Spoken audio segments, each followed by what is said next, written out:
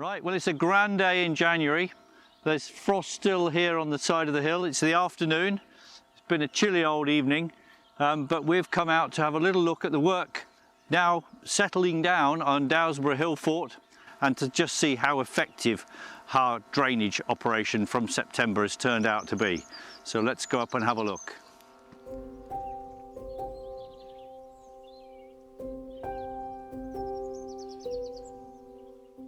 Such an amazing landscape today. We can see our way through the trees.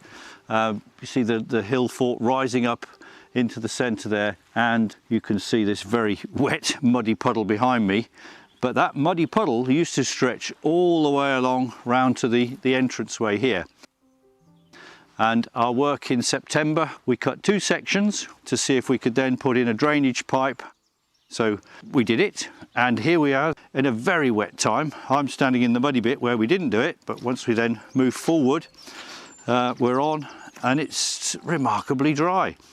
So much so that the horses are back along here. We can see the hoof footprints, and then the backfilled stone here ready up to the next point. So the project has really worked quite well. We've achieved what we set out to do, and the next bit is further along there.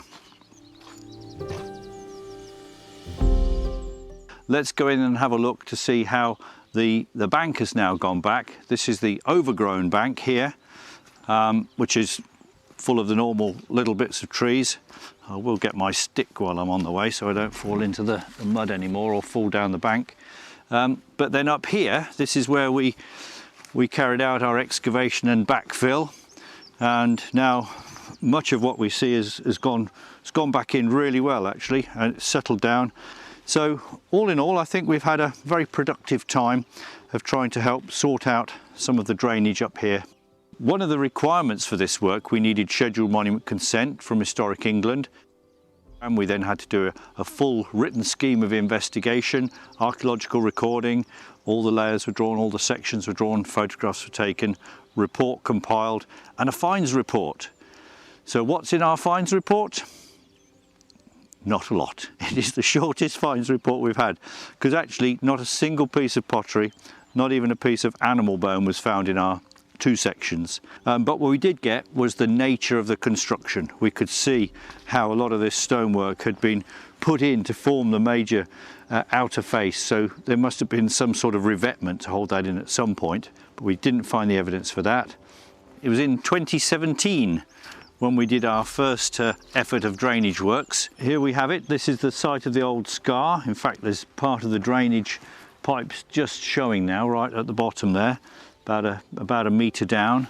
We cut the slice through, backfilled, and now the moss has grown over the top, and this whole area now is pretty well drained and working very well to drain probably 40-50 metres of the previous wet sunken ditch. We had no pottery from this end, no dating evidence from this end, and no dating from the north side. So the date of Dowsborough is still elusive, but one of these days we will have a chance perhaps to come back to do some more work and maybe get some archaeological dating evidence to help us understand a lot more about the date of when Dowsborough was constructed.